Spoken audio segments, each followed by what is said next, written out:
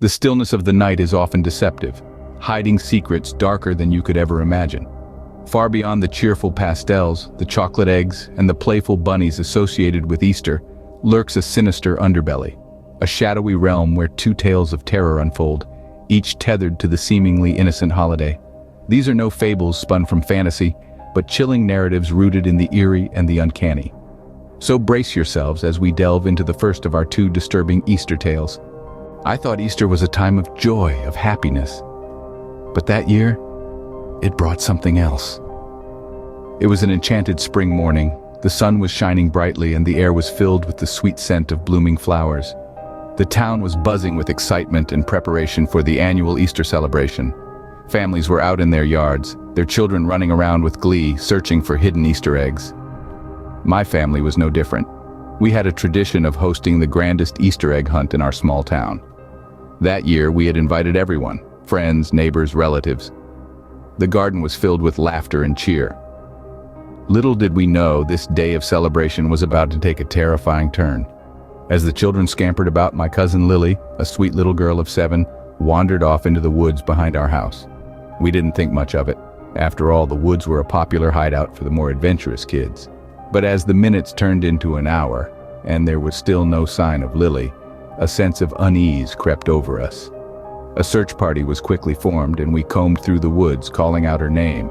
The joviality of the day was replaced by a grim silence, broken only by the occasional rustle of leaves and our desperate pleas echoing in the wilderness.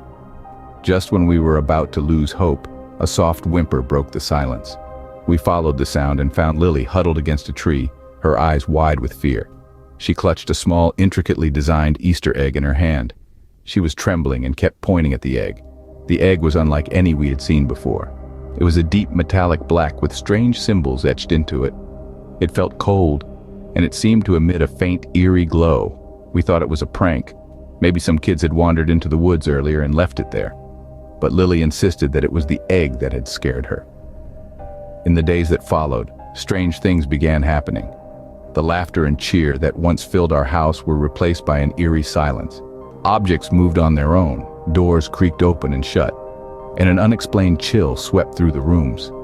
One night we heard Lily scream. We rushed to her room and found her sitting up in bed, pointing at the corner. There, in the shadows, was a figure. It was tall, its body twisted into impossible shapes, its eyes glowing like the eerie Easter egg. It vanished as suddenly as it had appeared, leaving behind a chilling sense of dread. We tried to rationalize it, to believe it was all a bad dream. But deep down we knew something was wrong. We knew that the joyous Easter celebration we had planned had somehow invited an unspeakable terror into our home. We moved out soon after, leaving behind the house that had once echoed with laughter and joy. The town's once lively Easter celebration was replaced by a somber gathering, a grim reminder of the terror that had befallen us. And that was the Easter when joy turned into a chilling nightmare. As the echoes of the first tale fade, let the eerie silence envelop you. It's chilling, isn't it? The way fear can twist even the most joyous occasions into a haunting experience. Easter, a time of celebration, of new beginnings, so full of vibrant colors and life, turned into a canvas for our terrifying tale. An uncanny blend, isn't it? The celebration of life and the whispers of fear.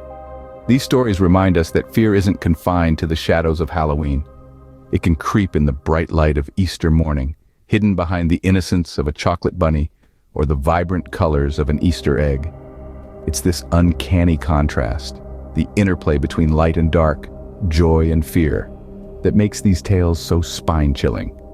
And now, if you dare, let's venture into our second Easter horror story. Easter, they say, is a time for rebirth, for renewal.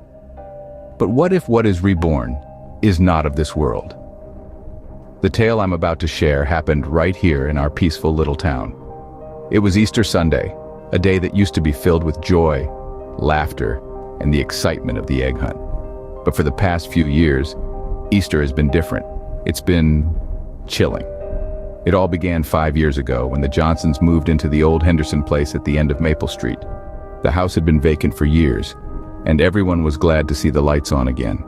But then, the first Easter they spent there, something strange happened. They'd invited the whole town for an Easter egg hunt, a tradition the Hendersons had always upheld. The children were running around, their laughter echoing through the house, when suddenly the atmosphere changed. The air grew cold, the laughter ceased, and a sense of unease crept over us. From the corner of my eye, I saw a shadowy figure standing by the old oak tree. It was tall, almost ethereal, with a strange aura that made my heart pound in my chest. It was gone in a blink, but its presence lingered, like a fog that refused to lift. After that day, every Easter, the entity would appear. It wouldn't do anything, it would just stand there by the old oak tree watching us. We tried to ignore it, to carry on with our Easter traditions, but the joy of the day had been replaced by a sense of dread.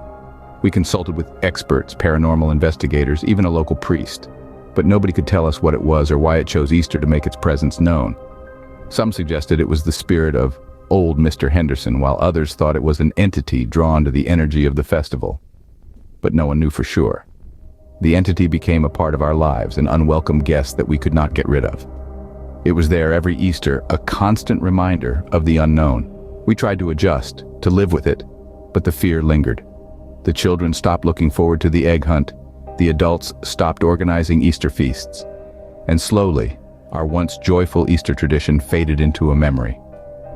I often wonder why the entity chose our town, our Easter.